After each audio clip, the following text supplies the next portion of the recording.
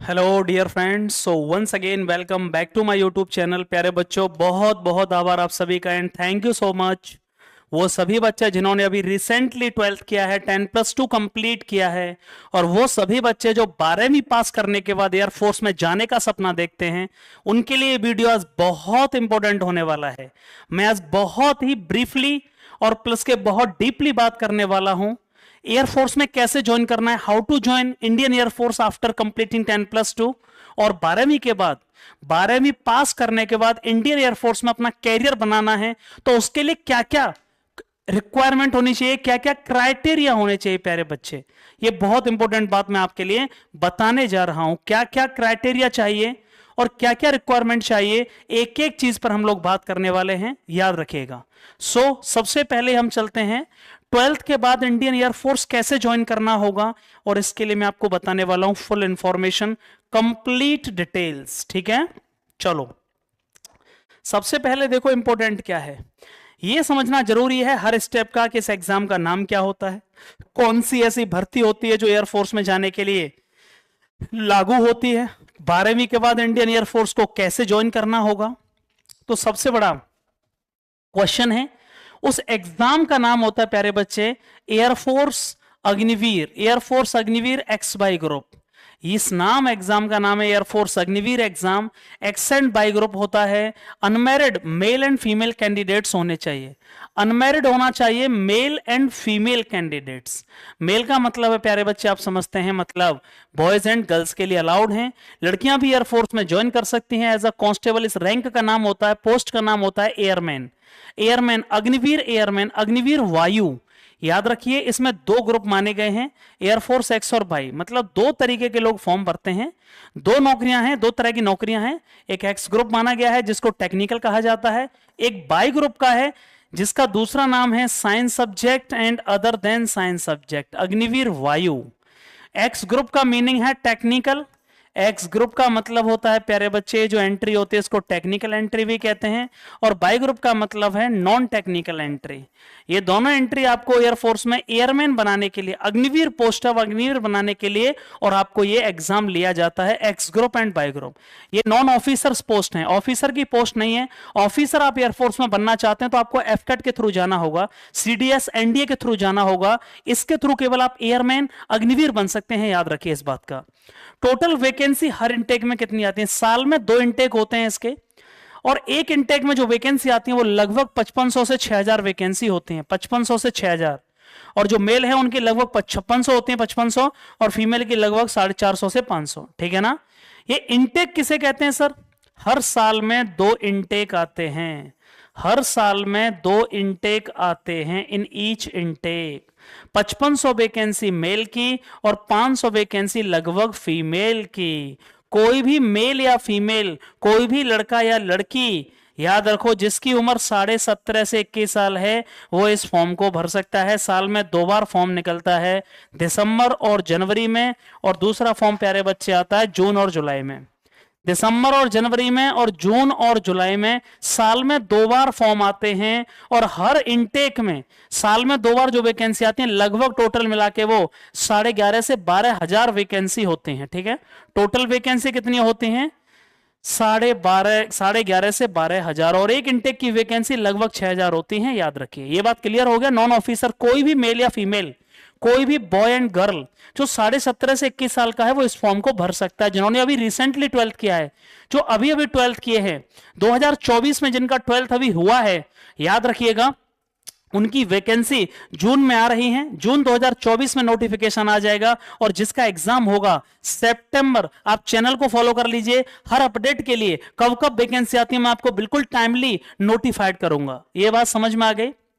अब सबसे बड़ा क्वेश्चन है एजुकेशनल क्वालिफिकेशन। प्यारे बच्चे एजुकेशन जानना बहुत जरूरी है। देखो बहुत सिंपल तरीका है यार। एक्स ग्रुप का मतलब है साइंस सब्जेक्ट, मतलब टेक्निकल। ये वो वाला ग्रुप है मतलब जहां आप टेक्निकल सब्जेक्ट से पढ़े हो तो आप इस फॉर्म को भर पाओगे। यदि आपने 10+2 कंप्लीट किया है, 10+2 आपने कंप्लीट किया है, आपका मैथमेटिक्स होना चाहिए, फिजिक्स होना चाहिए, और इंग्लिश होनी चाहिए with 50% marks in aggregate. Twelfth में आपके 50% मार्क्स चाहिए और इंग्लिश जो सब्जेक्ट है उसमें स्पेशली 100 में से 50 मार्क्स चाहिए, ये बहुत इंपॉर्टेंट है। इंग्लिश में 100 में से 50 और ओवरऑल ट्वेल्थ में 50% मार्क्स चाहिए, याद रखिए। क्लियर हुआ कि नहीं हुआ? सो प्यारे बच्चे, एक्स ग्रुप का दूसरा नाम है साइंस सब्जेक्ट और वाई ग्रुप का दूसरा नाम है अदर देन साइंस सब्जेक्ट। ये बात आपको समझनी पड़ेगी। एक्स ग्रुप की टोटल एजुकेशनल क्वालिफिकेशन, कोई भी कैंडिडेट हु हैज कंप्लीटेड 10+2, जो कंप्लीटेड होना चाहिए। 10+2 में जो अपीयरिंग है वो इस फॉर्म को नहीं भर सकते। जिसके 12th में मैथ, फिजिक्स और इंग्लिश है वो एक्स ग्रुप का फॉर्म भर सकता है। 12th में टोटल परसेंटेज 50 होनी चाहिए और इंग्लिश जो सब्जेक्ट होता है स्पेशली उसमें 100 में से 50 मार्क्स चाहिए, तब वो फॉर्म को भर पाएगा। और बाई ग्रुप की जो एजुकेशनल क्वालिफिकेशन है 10+2 कंप्लीट होना चाहिए, किसी भी स्ट्रीम में होना चाहिए, चाहे आप कॉमर्स से हैं, चाहे आप आर्ट्स से हैं, चाहे किसी से भी हैं, आपके 12th में 50% मार्क्स चाहिए और इंग्लिश में इसका भी 50 मार्क्स चाहिए। 100 में से 50 मार्क्स आपके इंग्लिश में होने चाहिए। बाई ग्रुप के लिए 100 में से 50 मार्क्स चाहिए और ओवरऑल 50% मार्क्स चाहिए। ये बात क्लियर हुई कि नहीं? एजुकेशनल क्वालिफिकेशन की मैं बात कर रहा हूं एक्स ग्रुप और बाई ग्रुप के लिए। ये बहुत जरूरी है कि एक्स ग्रुप के लिए 12th में मैथ और फिजिक्स का होना बहुत जरूरी है। मैथ और फिजिक्स कंपलसरी है। बायोलॉजी वाले इसको फॉर्म को नहीं भर सकते। फिजिक्स, केमिस्ट्री, बायोलॉजी वाले, पीसीबी वाले इस फॉर्म को नहीं भर सकते हैं प्यारे बच्चे। ये बात क्लियर हुआ तो एक बार भाई जय हिंद लिख दीजिए। पोस्ट का नाम क्या है? एयरफोर्स अग्निवीर। 4 साल के लिए अभी है ये। सरकार ने इसको भी 4 साल की टेन्योर दे रखा है, सर्विस टेन्योर। आगे चलकर बहुत जल्दी आपको ये 100% हो जाएगा। बहुत जल्दी सरकार इस फैसले को बदलने वाली है। जो 4 साल की भर्ती है वो फिर से एक बार परमानेंट पहले की तरह भर्ती हो जाएगी और बहुत जल्दी ये चेंज हो जाएगा। लगभग सैलरी कितनी होती है? 21,000 आपको इन हैंड मिल रहे हैं अग्निवीर में। 9,000 आपके सबमिट होते हैं। टोटल लगभग बैठता है 30,000 पर मंथ आपको इन हैंड मिल जाता है। 30,000 पर मंथ आपको मिल जाता है। 21,000 प्लस 9,000 अदर अलाउंसेस भी मिलते हैं और भत्ते, मेडिकल और फैसिलिटी मिलती है। सीएसडी कैंटीन फैसिलिटी भी आपको मिलेगी 4 साल तक। 4 साल तक आपको सारी फैसिलिटी मिलेंगी, मेडिकल फैसिलिटी, कैंटीन फैसिलिटी। उसके बाद आपको एक्स सर्विसमैन का कोटा इसमें अग्निवीर जो स्कीम है उसमें एक्स सर्विसमैन का कोटा नहीं मिलेगा आपको 4 साल बाद। ये ध्यान रखिएगा। सैलरी मैंने आपको क्लियर बता रखी है। 8वें वेतन आयोग में 40 से 45,000 हो जाएगी, इसमें कोई डाउट नहीं है। बहुत जल्दी आपके अग्निवीर स्कीम में बहुत बड़े बड़े बदलाव होने जा रहे हैं। अब हम बात करते हैं सर सिलेक्शन प्रोसीजर के। सिलेक्शन प्रोसेस क्या है? ये बहुत इंपॉर्टेंट चीज है। सिलेक्शन प्रोसेस क्या रहेगा सर? 2 फेज होते हैं। एक होता है फेज फर्स्ट, एक्स और वाई दोनों ग्रुप के लिए। एक होता है फेज फर्स्ट और एक होता है फेज सेकेंड।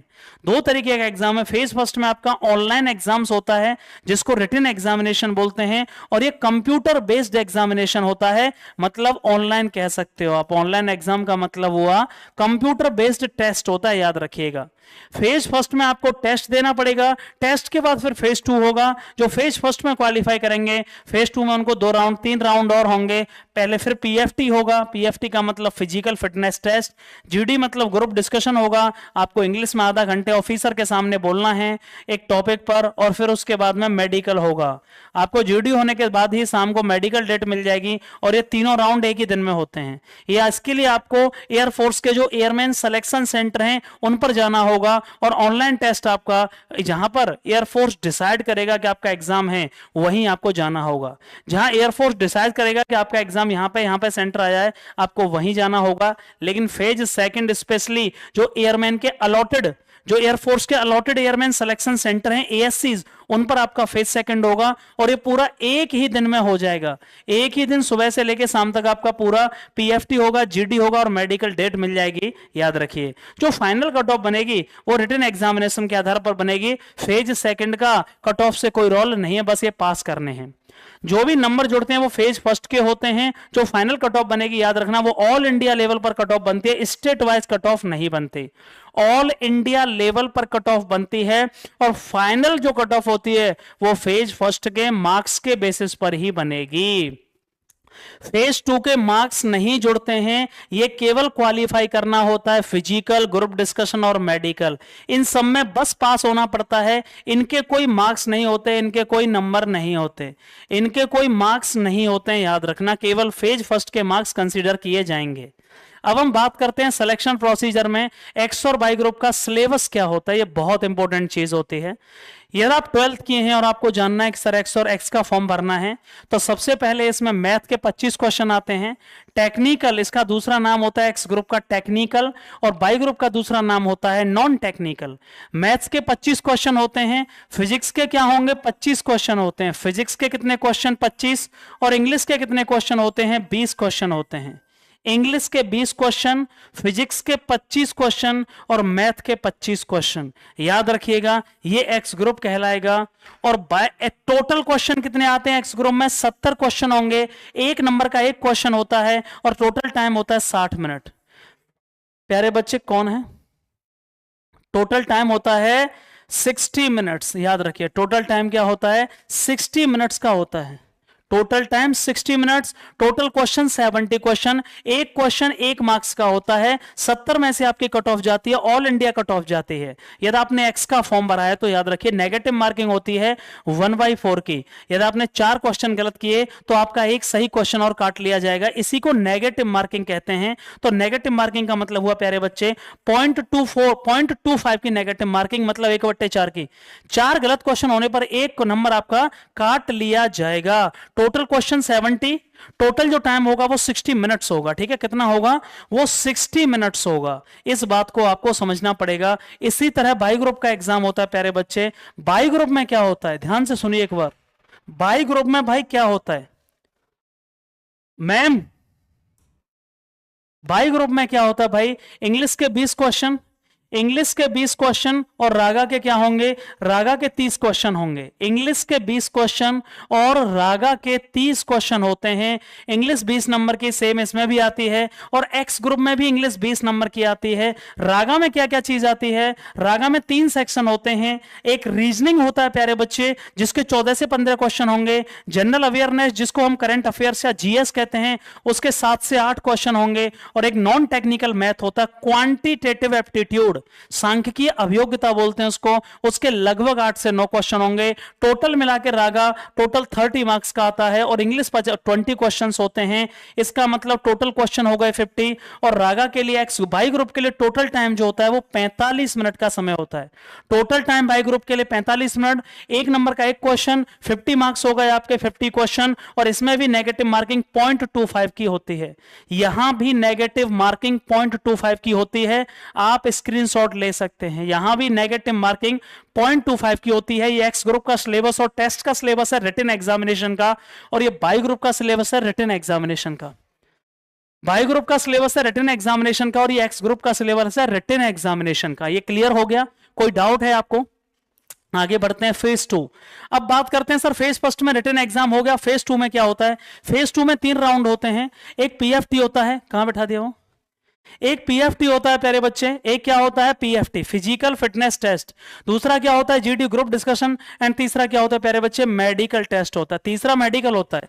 पहला पीएफटी होता है, दूसरा जीडी होता है, तीसरा मेडिकल होता है। और ये एक ही दिन आपका सब कुछ हो जाता है। सुबह 5:30 बजे एंट्री की जाएगी, आपका फिजिकल स्टार्ट होगा, उसी दिन आपका ग्रुप डिस्कशन हो जाएगा, उसी दिन आपको मेडिकल डेट मिल जाएगी और उसके 4 से 5 दिन बाद आपका मेडिकल होता है। Phase 2 will be conducted in the designated ASC centres.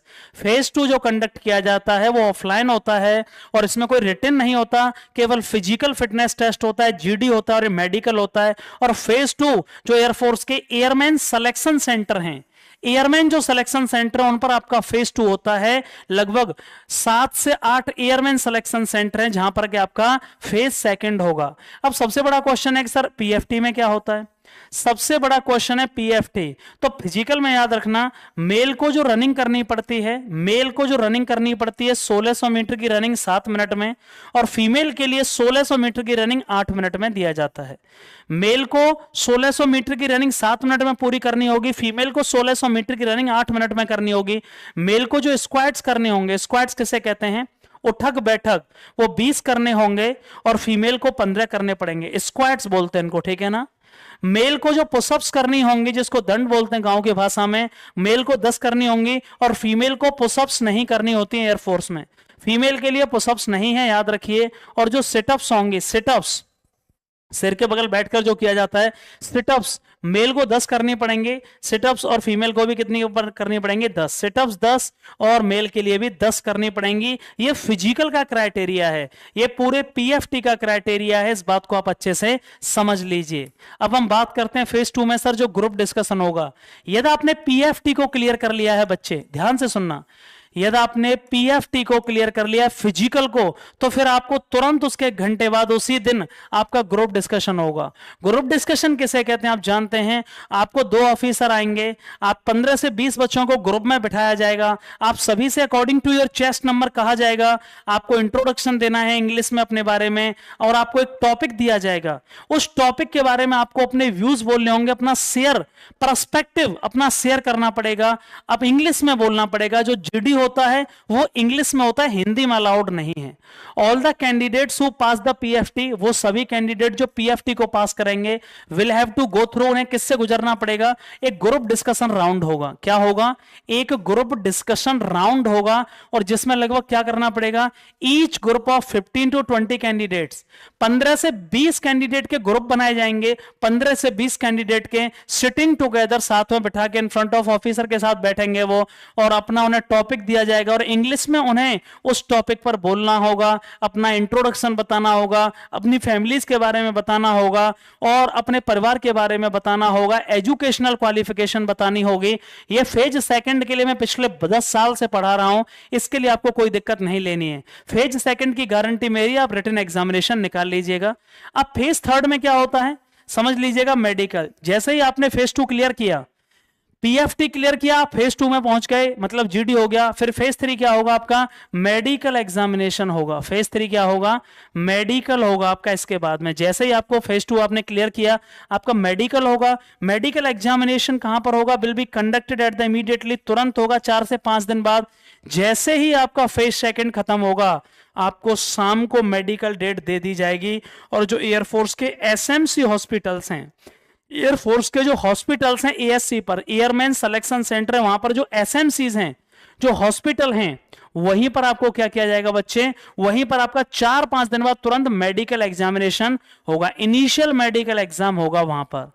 यदि उस मेडिकल को आप फिट कर लेते हो, जो मेडिकल होगा यदि उसमें आप फिट हो, तो आपको ग्रीन कार्ड दे दिया जाएगा। ग्रीन कार्ड दे दिया जाएगा। यदि आप मेडिकल फिट हो तो आपको ग्रीन कार्ड दे दिया जाएगा। यदि आप मेडिकल अनफिट हो तो वहीं पर आपको फिर से रीमेडिकल और रेड कार्ड दे दिया जाएगा, दोबारा फिर से आपका मेडिकल होगा। यदि आपने मेडिकल क्लियर किया तो आपको उसी दिन ग्रीन कार्ड मिल जाएगा, मतलब आपने सब कुछ क्लियर कर लिया, अब आपकी फाइनल ज्वाइनिंग आना बाकी है। और यदि आप मेडिकल अनफिट हो गए तो फिर से आपको रीमेडिकल दिया जाएगा। रीमेडिकल में भी पास नहीं हुए तो आपको परमानेंटली बाहर हो गए, आप निकल गए, ठीक है ना। जैसे ही मेडिकल हो जाएगा फिर आपकी 1 महीने बाद पीएसएल आएगी, प्रोविजनल सेलेक्ट लिस्ट आएगी, प्रोविजनल सेलेक्ट लिस्ट आएगी, पीएसएल आएगी। इसमें आपको वो बच्चे बता दिए जाएंगे जो मेडिकल फिट कौन है, अनफिट कौन है, ठीक है। उसके बाद आपकी एनरोलमेंट लिस्ट आएगी, इसको कहा जाता है कि किस किस की नौकरी अब लग गई है, उनके नाम इसमें आ जाएंगे। किस किस की नौकरी लग गई है उसमें इनके सबके नाम आ जाएंगे। और उसके 10 दिन बाद, एनरोलमेंट आने के 10 दिन बाद आपका ज्वाइनिंग लेटर आ जाएगा। एनरोलमेंट आने के 10 दिन बाद आपकी क्या आ जाएगी, ज्वाइनिंग लेटर आ जाएगा। ये पूरा सिलेक्शन प्रोसेस है प्यारे बच्चे। फिर 6 महीने की ट्रेनिंग आपकी होती है और फिर आपको अलग अलग लोकेशन पर भेज दिया जाता है। आप जहां से भी इस वीडियो को देख रहे हैं, कौन सी ईयर में देख रहे हैं, कौन सी डेट में देख रहे हैं, कोई भी क्वेरी हो, चाहे आप 2 साल बाद देखोगे या अभी आप पहले देख रहे हो, 100% I will try to respond you as soon as possible. जहां से भी आप इस वीडियो को देख रहे हैं, प्लीज कमेंट बॉक्स में अपनी कोई भी क्वेरी हो इससे रिलेटेड, जिन्होंने अभी रिसेंटली 12th पास किया है वो भी अपनी क्वेरी बता सकते हैं कि भाई आपको, मुझे ये दिक्कत है सर और ये समझ में नहीं आया। थैंक यू सो मच, बहुत बहुत आभार एंड लव यू ऑल।